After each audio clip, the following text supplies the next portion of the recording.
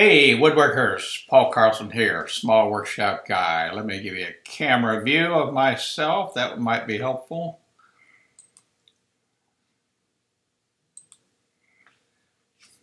Right at 303. You probably thought that 303 was a mistake, but I've always liked to do that in my life. So here's what we're going to do today. If anybody joins me, that would be terrific. We can have little comments.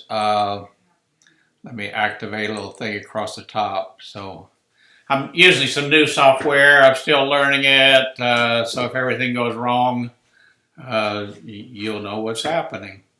And I keep messing up the announcements by saying it's going to be a certain day, and then I realize I scheduled it a day too late or something. And then I have to start over, and then it's difficult to delete that one, and it's my software trying to talk to Facebook Live. And anyway, I think there's some kinks in there, mostly kinks right in there.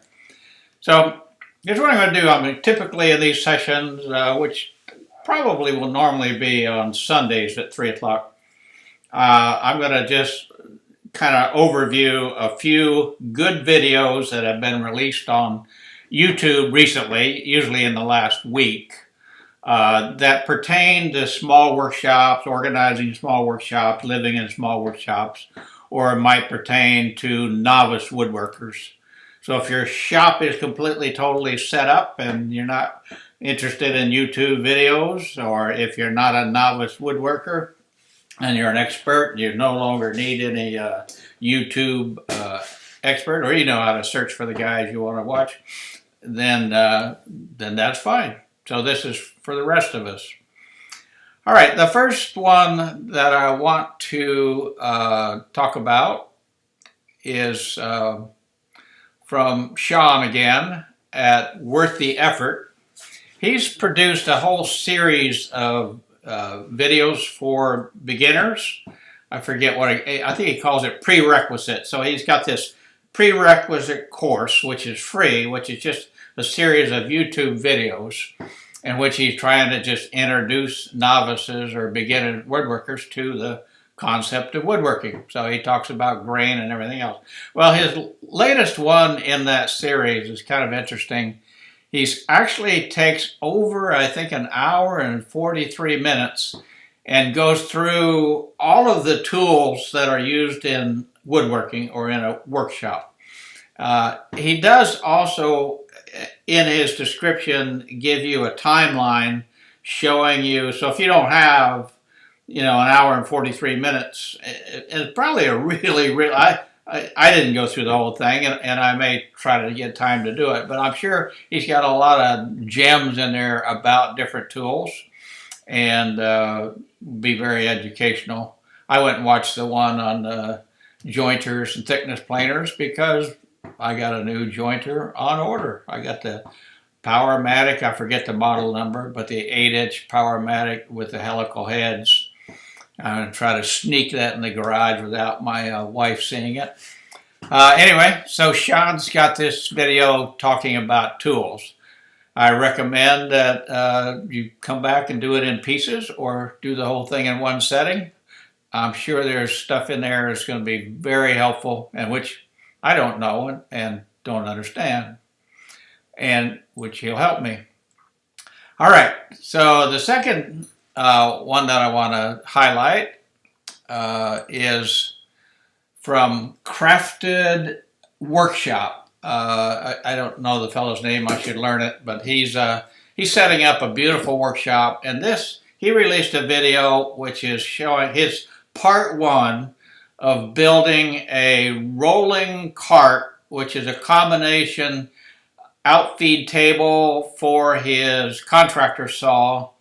And so he's got that attached to that. And then also a flip up for his miter saw. So outfeed table, assembly table, miter saw table. He's going through that whole build. He's obviously also going to build a lot of drawers and a lot of storage.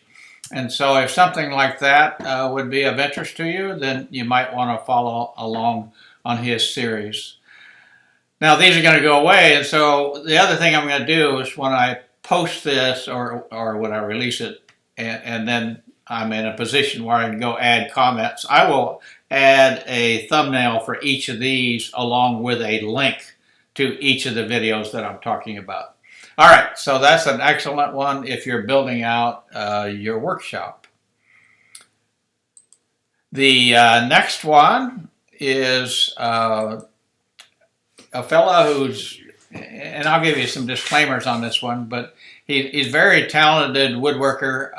He presents a lot of stuff. He's trying to make a living by doing it, so he's always referring to affiliate links and stuff. But this is an excellent one regarding the subject of, can you just go ahead and use blue tape with CA glue as a way to, tape a template to a workpiece? Or is it better to go ahead and buy the two-sided tape? And so he's giving a really good analysis, pro and con, of the blue trick tip, which I think was probably popularized, not invented by, but popularized by the Wood Whisperer. But Gordy, I think his name is, gives you the pros and cons of using that method versus the other. And then, of course, he'll give you a link to buy some two-sided tape from Taylor Toolworks, and I hit the link and I bought some two-sided tape from Taylor Toolworks because I've never been a fan of the blue tape with a CA glue. When I get out this CA glue bottle, somehow it goes everywhere. And including on my fingers, and I spend the next few days trying to pick it off of my fingers. The last one is Stumpy Nubs. He is absolutely one of my favorite. He presents the most fundamental stuff for a small workshop. He's got a gigantic workshop now, but here's what he did. He set aside a corner of it to be the size of a one-car garage workshop. And then he's doing a series of videos and stuff about building out that one-car garage workshop. And this is one of that series. He's kind of an updated how to do a clamp rack. And the beauty of this clamp rack is not very big there. Maybe you got a lot more clamps, so you just build it bigger. But everything is adjustable. In other words, it's kind of like a French cleat wall in that each of these things holding clamps can move wider and narrower because different clamps need different widths. And I've got one, but they're all fixed width, and then different ones fit in there poorly and some of them fit in there well. So I'm considering rehabbing mine and giving it more flexibility as my clamps change over time. So I really like stuff that Stumpy Nubs does a lot. All right. Well, if anybody's out there, leave a comment. If not, I'll give you a second to do that. If not, I'm just gonna finish this and get it published to our group.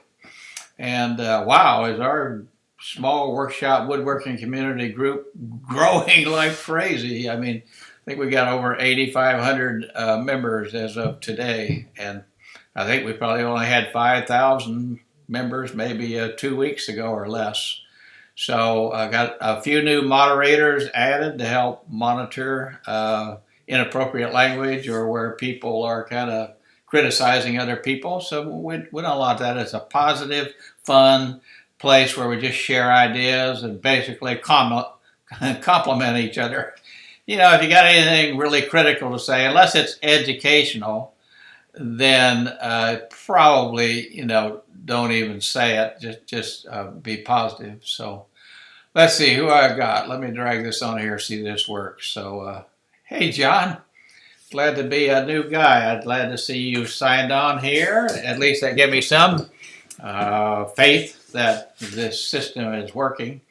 And I'm glad you got it worked out where you could post. I'm not sure what you were doing wrong, but you were pretty sure there for a while that we had you blocked, right? But as I understand it, you're a chef. You're a professional chef. Well, that must be tough in this environment. So hopefully you've got a backup plan or an alternative, or your restaurant is providing a lot of takeout food, because boy, what a tough time for people. So I'm going to, John, you just signed on, and I'm just going to sign off. My problem is my eyes are so damn bad that all right.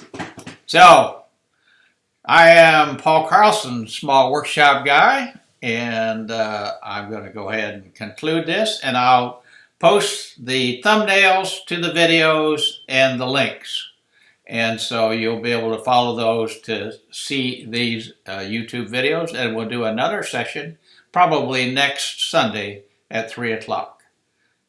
You guys stay safe in your workshop. Small Workshop Guys, sign it off.